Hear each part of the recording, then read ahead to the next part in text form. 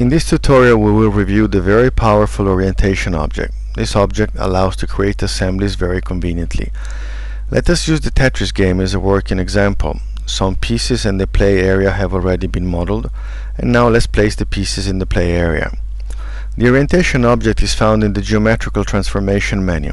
Right-click to open the menu. Several creation methods are available. Let us begin with point and direction, 2-point and direction XYZ. Select the L piece as the reference object. The first point is the start point, the second point is the end point.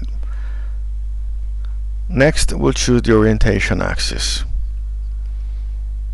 The first piece is in place. We'll continue with the S piece. We'll need points to position this object as well. Change layers and create 2 points on the L piece. Open the orientation dialog. Change the creation mode to 2 points to 2 points. The second point will define the object orientation.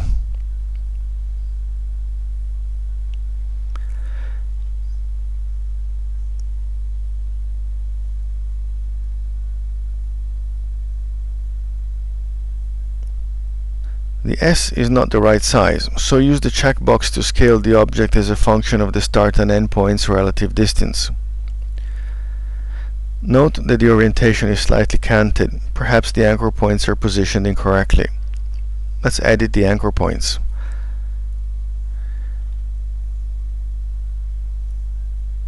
Change the index of the first point.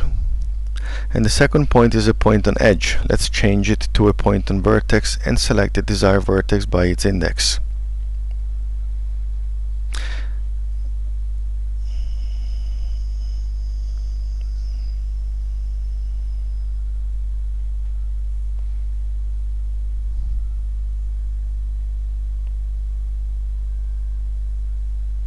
There it is. The S piece is now oriented correctly.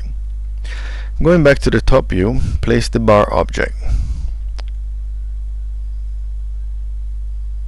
Position an anchor point on the S.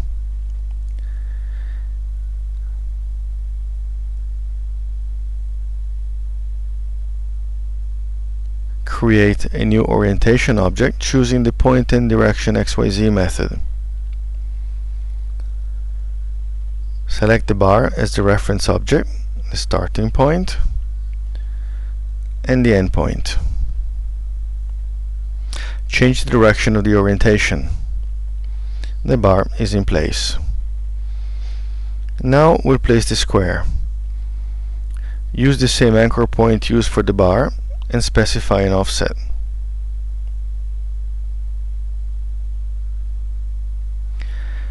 Select the square as the reference object. Specify the start and end points. And an offset.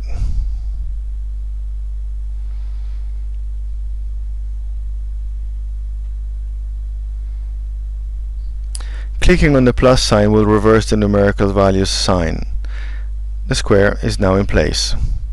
This was a simple example aimed at illustrating the basics in using the orientation object, but its real usefulness becomes priceless in creating complex assemblies. Modifying the model, objects are moved and orientations are preserved.